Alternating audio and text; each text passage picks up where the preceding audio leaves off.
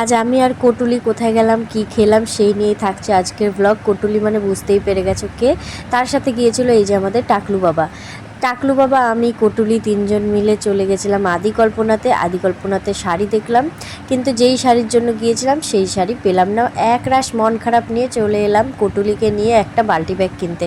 কটুলি যাবে কদিন পর শ্বশুরবাড়ি, সেই জন্য বাল্টি ব্যাগের খুব দরকার তার, সেই জন্য তার জন্য একটা বাল্টি ব্যাগ নিয়ে চলে এলাম মিও আমরেতে। আমার টাকলু বাবার খিদে পেয়ে গেছিলো, সেই জন্য ওকে বলছি যে না বাড়ি গিয়ে ভাত খাবি না, ওকে মিও আমরের থেকে হটডগ খাওয়াতে হবে। তাই আমি বলছি গরম কুত্তা খেয়ে কী করবি, বলছে না আমি ওটাই খাবো। তারপরে টাকলু বাবার জন্য নেওয়া হলো একটা হটডগ, আর আমাদের জন্য একটা ফিশ কিছু একটা নিয়েছিলাম, আমার ঠিক নামটা মনে নেই।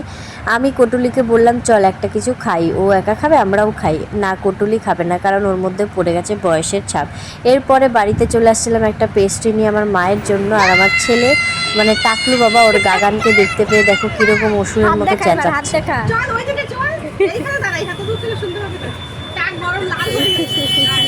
রোডের এই পার থেকে টাকলু বাবা এমন জোরে জোরে ষাঁড়ের মতো চেঁচাচ্ছে, সেই শুনে টাকলু বাবার গাগান আবার চলে আসছে ওর সাথে দেখা করতে। দেখো টাকলু বাবার গাগানের সাথে দেখা হয়ে গেল, দু চার কথা বলা হয়ে গেল, হাম্পি হুম্পি দেওয়া হয়ে গেল। তারপরে চলে এলাম আমরা বাড়িতে। আর বাড়িতে ঢুকতে না ঢুকতেই দেখি রাস্তার মধ্যে দাঁড়িয়ে আছে টাকলু বাবার ভাই, মুখে এক গাল হাসি নিয়ে।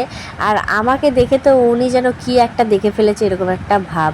তারপরে হাত বাড়াতেই কোলে লাফ দিয়ে চলে এলো। এরপরেই ওর দাদার টাক মাথাটা খেয়ে দেখছিল কেমন লাগছে, তার সাথে গালগুলো। টাকলু বাবা আর তার ভাই বলতে পারো একে অপরের জান প্রাণ সব কিছুই। তো আজকের ব্লগটা এতটুকুই রাখছি, আশা করছি তোমাদের ভালো লেগেছে। টাটা, দেখা হচ্ছে অন্য ব্লগে।